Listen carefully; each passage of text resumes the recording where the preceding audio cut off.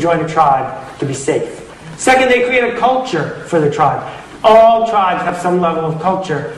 If the leader works hard to create that culture, that tone, then it's more likely to catch on. They have curiosity. They don't say, this isn't in my religion, therefore I cannot consider it, examine it, or decide if it's true or not. They are curious about what's happening in the outside world. They look at it on its own merits, then they decide if it's something they want to embrace, if it's something they want to follow. They have charisma, but here's the cool thing. Charisma does not make you a leader. Being a leader gives you charisma. I don't care if you were born shy or with a stutter or fear of standing up in front of people. There are plenty of leaders who were. That it doesn't matter if you're eloquent. It matters if you choose to do this. And by doing it, you become charismatic. Because leaders communicate to the people in their tribe. They do it often, they do it well. And then they connect the people in their tribe to each other. And lastly, they commit. They commit to the movement. The movement can tell when you haven't made that commitment. So these are my business cards. Maybe your picture's here. And I think at least one of you, I recognize someone. There you are. You're even nicer in person. Thank you for coming. So on the back of my business cards, which I got from moo.com, great name, is pictures of my readers. Because it's a reminder to me that my job is not to find more readers. I have enough readers. My job is to write things that my readers want to read. To write things that will enable them to go find someone, because they need more people to get it. That's why they became my readers in the first place. So what do tribe members want? They want to connect with each other. They want meaning.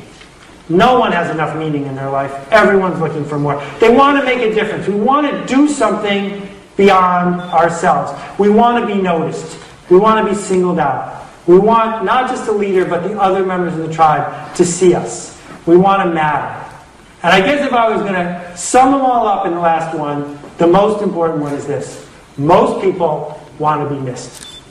If you don't show up, is someone going to miss you? Or are you just another 50 cents in the till? Are you just another person sitting in a seat? That this idea of being missed informs so many of the tribes in our community. Tribes make you smarter. They make you smarter because you're not just yelling into the ether and seeing what happens. They make you smarter because you say something to the tribe and the tribe talks back to you. And the tribe talks to each other. So, quick Starbucks case study. Starbucks blew it. They lucked into a tribe. It turns out that coffee and certain architecture and certain locations magically attracted a group of people, some road warriors, some yuppies, some self-employed, some people who were hipsters, whatever, who all liked each other. And it was our club. And I could go to Baltimore and walk into Starbucks and I would feel right at home. And the coffee was the secret handshake. It cost $4. That was the admission fee. It wasn't there for the coffee. We were there to be part of the tribe, to connect. Now, if they had sat down 5 years ago and said, how do we do more for this tribe? How do we empower this tribe? How do we connect this tribe? How do we do things for this tribe so they're more likely to use us as the place they go, as the connector?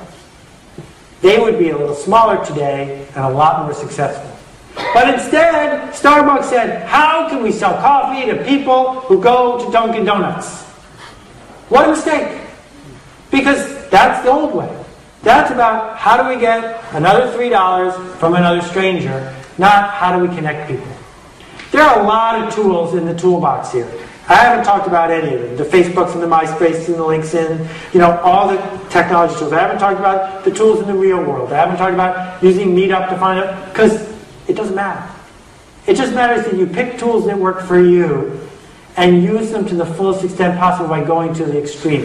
That my job isn't to tell you what to do, it's to inspire you to inspire other people.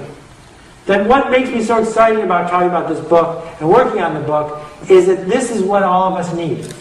That we don't need another widget. We don't need another thing. We need a connection. Down the street, if you're from out of town, at FAO Schwartz, is the Little Mismatch collection. Now, when I first started talking about Little Mismatch, they were doing $1 million a year in revenue. This year they'll do $40 million, and it's been 5 years. Little Mismatch is growing by leaps and bounds. Why? Because it's the uniform for the tribe. Kids don't need socks and dolls.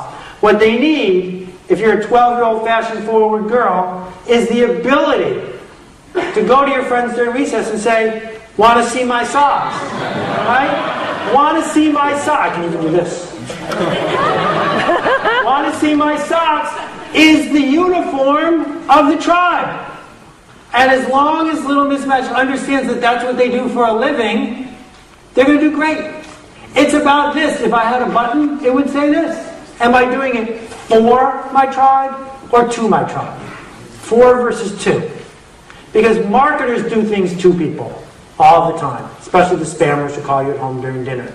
They're doing something to you. And they think they deserve it. They're entitled. Well, you're not on the do not call list, but it's wrong.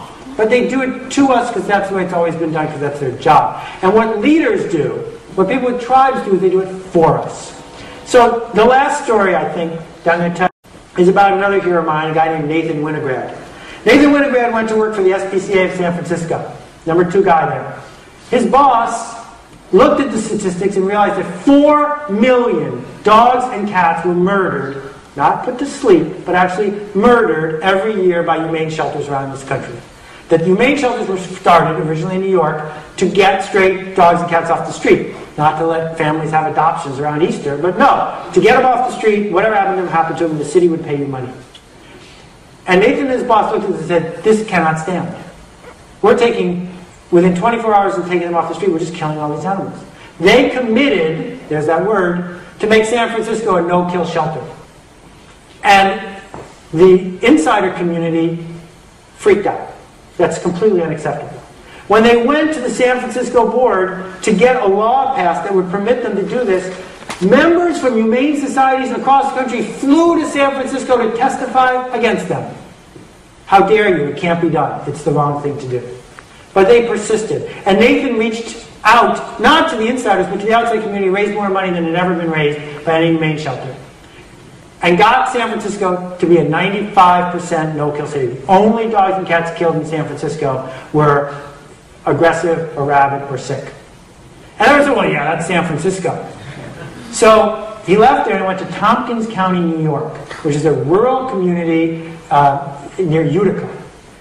Poor, not yuppie, no budget, running a tiny animal shelter. He took it from 100% to 5%. Once again, using nothing but community volunteers and community money, led a tribe, changed it. Then he went to North Carolina, did it again. Then he went to Reno, and he did it again. City after city after city. One guy, no money, no authority, no budget, changing the lives of millions of animals. But more important, I think, changing the lives of tens of thousands of volunteers who found a sense of meaning, who found something to commit to, who found a way to connect. So the question I ask you is, where's yours? That it turns out, unfortunately, this is not an opportunity. Now that you know about it, it's an obligation. That what you have to do, if you want this world to be better, if you want your life to be better, is you have to do this. The only reason you won't is because you don't want to, not because you can't.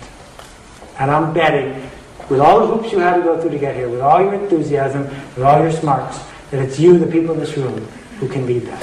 Thank you for your attention.